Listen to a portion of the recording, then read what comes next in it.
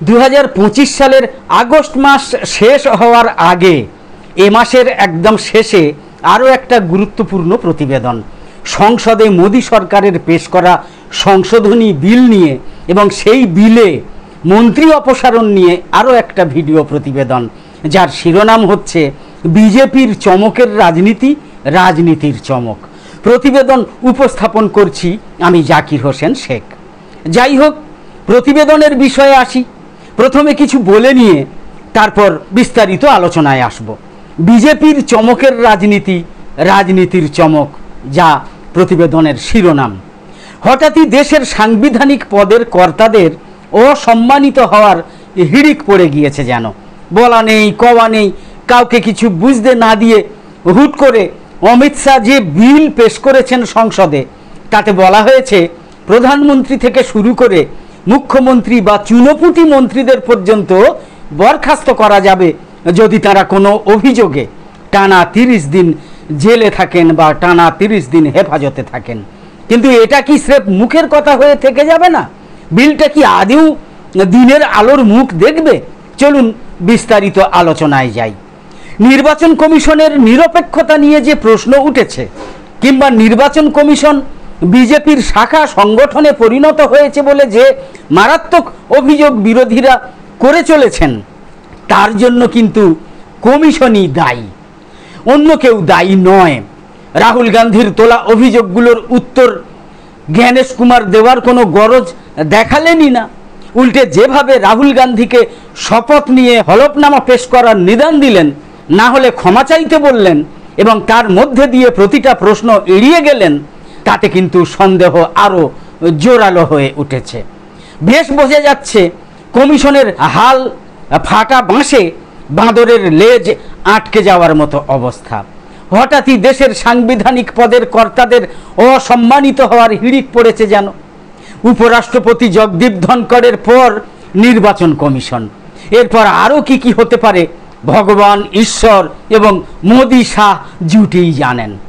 বিরোধীদের উপরাষ্ট্রপতি পদপ্রার্থী প্রাক্তন বিচারপতি বি সুদর্শন রেড্ডিকে তো অমিত শাহ ইতিমধ্যেই নকশালপন্থীদের সমর্থক বলে দাগিয়ে দিয়েছেন। বিনাশকালে বুদ্ধিনাশ হলে অথবা জ্ঞানগম্যি হারালে হয়তো এমনই দশা হয়। ভারতের মুখ্য নির্বাচন কমিশনার জ্ঞানেশ কুমারের আচরণে কমিশনের একাধিক প্রাক্তন কর্তা হতবাক। এসওয়াই কুরেশি, ওপি রাওয়াত কিংবা অশোক লাভাসাদের বিস্ময়। যেখানে তদন্তের নির্দেশ দিয়ে বিতর্কে জল ঢালা যেত, সেখানে জ্ঞানেশ কুমার কেন গাজোয়ারি মনোভাব দেখালেন? কেন এমন অহেতুক গোঁ? প্রত্যেকেই মনে করছেন এই গোঁয়ার তুমি কমিশনকেই কিন্তু কাঠগড়ায় দাঁড় করিয়ে দিয়েছে, সন্দেহের জন্ম দিয়েছে। বোঝাচ্ছে গুরুতর কিছু তারা আড়াল করতে চাইছে। মানুষ মনে করছে রাহুল গান্ধীর অভিযোগগুলো নিছক মনগড়া নয়। আগে সুনীল অরোরা এবং রাজীব কুমার টিম বিজেপির হয়ে ব্যাট করেছেন, জ্ঞানেশ কুমারও সেই টিমের দ্বাদশ ব্যক্তি। নির্বাচন কমিশনের বিরুদ্ধে বিরোধীরা যখন এক কাট্টা, রাহুল গান্ধী, তেজস্বী যাদবদের ভোটার অধিকার যাত্রা ঘিরে বিহার উত্তাল, ঠিক তখন লোকসভায় সরকারের পেশ করা 130তম সংবিধান সংশোধন বিল এক অন্য বিস্ময়। বলা নেই, কওয়া নেই, কাউকে কিছু বুঝতে না দিয়ে হুট করে অমিত শাহ যে বিল পেশ করেছেন সংসদে, তাতে বলা হয়েছে প্রধানমন্ত্রী থেকে শুরু করে মুখ্যমন্ত্রী বা চুনোপুটি মন্ত্রীদের পর্যন্ত বরখাস্ত করা যাবে যদি তারা কোনো অভিযোগে টানা 30 দিন জেলে থাকেন। বিল পেশের সময় লোকসভায় যে দৃশ্যপট সৃষ্টি হয়েছিল আপনারা দেখেছেন হয়তো টিভিতে। বিলের কপি ছিঁড়ে ফেলে অমিত শাহের মুখের উপর উড়িয়ে দেওয়া হয়েছিল, তা অবাক করার মতোই কিন্তু ঘটনা। এটাও অবশ্য অবাক করার মতোই যে এমন একটা বিল আনার আগে সরকার কারো সঙ্গেই কিন্তু আলোচনা করেনি, কারো মত নেওয়ার প্রয়োজনও বোধ করেনি। প্রধানমন্ত্রী বোঝাতে চেয়েছেন রাজনীতিকে অপরাধী মুক্ত করে তুলতে তার তাগিদ কি তীব্র। বিল পেশের সময় অমিত শাহ একথাও গর্ব করে শুনিয়েছেন যে বিলের খসড়ায় প্রধানমন্ত্রীর নাম প্রথমে ছিল না। মন্ত্রিসভার বৈঠকে মোদী নিজেই আপত্তি জানিয়ে বলেছিলেন তাকেও, মানে প্রধানমন্ত্রীকেও অন্তর্ভুক্ত করা হোক। এতটাই ব্যতিক্রমী তিনি। 11 বছর ধরে চমকের যে রাজনীতি জনতা দেখে আসছে, এই বিল তার সর্বশেষ সংযোজন। মোদি জমানায় চমক অবশ্য অন্তহীন। একটার রেস কাটতে না কাটতেই পরের চমকে মানুষ চমৎকৃত হয়েছে, বারবার চমৎকৃত হয়েছে। নোটবন্দি ছিল কালো টাকা ভ্যানিশ হয়ে সাদা করার চমক। পাচার হওয়া কালো টাকা দেশে ফিরিয়ে আম আদমির ব্যাংক অ্যাকাউন্টে 15 লক্ষ ঝনঝনানির চমক মানুষকে মহাবিষ্ট করেছিল। কালো টাকা সাদা হওয়ায় সন্ত্রাসীদের অর্থের যোগান বন্ধ হওয়ার গল্প শুনে মানুষ নিশ্চিত বোধ করেছে, বুঝেছে এর পরেও সন্ত্রাসী হামলা হলে সেটা সরকার বিরোধী চক্রান্ত।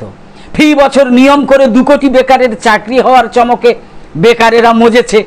কৃষকদের আয় দ্বিগুণ হওয়ার চমকে গ্রামকে গ্রাম বল্লে বল্লে হয়েছে। না খাউঙ্গা না খানে দুঙ্গার চমকে আম জনতা অভিভূত। দেশ এখন দুর্নীতিমুক্ত।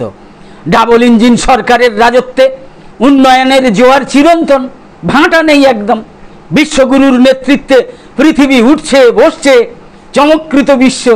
এবার থেকে দেশের কোনো মন্ত্রী, তা তিনি প্রধান হন, মুখ্য হন কিংবা অমুখ্য, জেলের গরাদের মধ্যে বসে আর সরকারি ফাইলে সই করতে পারবেন না।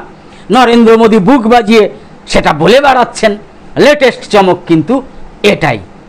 বলছেন বটে, কিন্তু নিজেও জানেন স্রেফ মুখের কথা হয়ে থাকবে। এটাও স্রেফ মুখের কথা হয়ে থাকবে। বিলটা দিনের আলোর মুখ দেখবে না।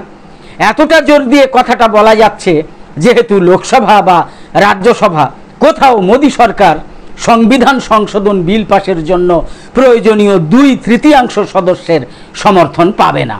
সঙ্গত প্রশ্ন হচ্ছে, তাহলে কেন বিলটা আনা হলো? উত্তরটা রয়েছে এই চমকের রাজনীতিতেই। নিজের উপর নরেন্দ্র মোদীর বিশ্বাস এখনো এতটাই দৃঢ় যে তিনি মনে করেন যা কিছু তিনি বলেন দেশবাসী সেটাই বেদবাক্য বলে মনে করে। প্রচারে তাকে টেক্কা দেওয়ার মতো কেউ ভূভারতে নেই।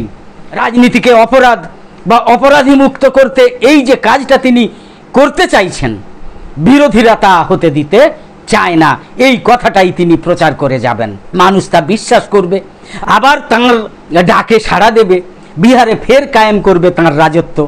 বছর শেষে বিহার জিতে পরের বছর নতুন উদ্যমে শুরু করবেন পশ্চিমবঙ্গ এবং তামিলনাড়ুকে মাছের চোখ করে। কোনোভাবে 2/3 সমর্থন পেলেও কিন্তু আইনি ব্যাখ্যায় বিলটা আটকে যেতে বাধ্য। ন্যায় বিচারের একটা ধাপও টপকাতে পারবে না। তবু সেই পথে হাঁটা এটাই বোঝায় যে মোদী সরকার দেশকে পুলিশি রাষ্ট্রে পরিণত করতে চাইছে। ভয় দেখিয়ে তটস্থ করে রাজত্ব করাই শাসকের লক্ষ্য, মোদী শাসকের লক্ষ্য। মামলার ভয় এবং ব্ল্যাকমেলের রাজনীতি বিরোধীদের কিভাবে কুঁকড়ে রাখে 11 বছরে তার প্রমাণ চতুর্দিকে ছড়িয়ে ছিটিয়ে রয়েছে। ইডি সিবিআই লেলিয়ে মুখ বন্ধ রাখার বিরুদ্ধে 2023 সালে সুপ্রিম কোর্টে বিরোধীরা যে মামলা করেছিল তাতে দেখানো হয় 2014 থেকে 10 বছরে 95% মামলার লক্ষ্য ছিল শুধু বিরোধীরাই। অ্যাসোসিয়েশন ফর ডেমোক্রেটিক রিফর্মস, সংক্ষেপে যাকে বলে এডিআর, সেই এডিআর এর হিসাব দেখাচ্ছে 2014 সালে 186 জন সাংসদের বিরুদ্ধে খুন, অপহরণ, ধর্ষণের মতো গুরুতর ফৌজদারি মামলা দায়ের হয়েছিল। এদের মধ্যে বিজেপির সদস্য ছিলেন 98 জন। 2019 সালে সংখ্যাটা বেড়ে হয় 233। 5 বছর পর 2024 সালে বেড়ে হয় 251 জন। 11 বছরে যিনি রাজনীতিকে অপরাধী মুক্ত করতে কুটোটি পর্যন্ত নাড়েননি, এখন হঠাৎ কেন এত নড়ে চড়ে বসা? উত্তরটা রয়েছে ওই চমক এবং ব্ল্যাকমেলের রাজনীতিতে। নরেন্দ্র মোদীর চমকের রাজনীতির এক টুকরো নমুনা পেশ করেছেন একদা ভোট কুশলী, এখন রাজনীতিক প্রশান্ত কিশোর মানে পিকে। তিনি দল গড়েছেন জন সুরজ পার্টি। বিহার বিধানসভার ভোটে তিনি নাকি লড়বেনও। সেদিন এএনআইকে দেওয়া এক সাক্ষাৎকারে মোদীর গিমিকের গল্প শুনিয়েছেন পিকে মানে প্রশান্ত কিশোর। গল্পটা 2014 সালের। পিকের দাবি সেবার মোদীর প্রচারের ভাষণ ছিল তাঁরই লেখা। সেই ভাষণে বিহারের মতিহারিতে একটা চিনি মিল খোলার প্রতিশ্রুতি ছিল। মোদী বলেছিলেন চিনি মিলে তৈরি চিনি দিয়ে চা না খাওয়া পর্যন্ত তিনি বিহারে ঢুকবেন না, ভোট চাইবেন না। পিকের কথায় চিনি মিলের জমি বিক্রি বাটা হয়ে গিয়েছে। বেশিরভাগ প্লট কিনেছেন বিজেপি নেতারাই। মোদীও প্রতিশ্রুতি বেমালুম ভুলে গিয়েছেন, যদিও মতিহারিতে তিনি আরও 4 বার গিয়েছেন। বিহারে এবার অন্য চ্যালেঞ্জ। মহারাষ্ট্রের মতো বিহারেও কমিশন মুশকিল আসান না হলে এসআইআরে ধরা খেলে ৭৫ পেরোনো মোদির সংকট কিন্তু বাড়বে। বাঁচতে হলে দরকার নতুন কাহিনী, নতুন গিমিক, নতুন স্বপ্নের ফেরি, জেলবন্দি মন্ত্রীদের চাকরি খাওয়া, মন্ত্রিত্ব যাওয়া হচ্ছে সেই নতুন চমক। আমাদের ভিডিওর বিষয়বস্তু ভালো লেগে থাকলে ইউটিউবে নোটিফিকেশান পেতে সাবস্ক্রাইব করে পাশের বেল আইকন অন করে রাখুন, আর ফেসবুকে ফলো করে আমাদের আরও নতুন নতুন ভিডিও বানাতে এবং লাইভ সম্প্রচারে উৎসাহিত করতে লাইক, কমেন্ট এবং শেয়ার করে সঙ্গে থাকুন। তো আপাতত শেষ করছি। কামনা করি সকলে সবসময় খুব ভালো এবং সুস্থ থাকুন, সাবধানে থাকুন। ধন্যবাদ।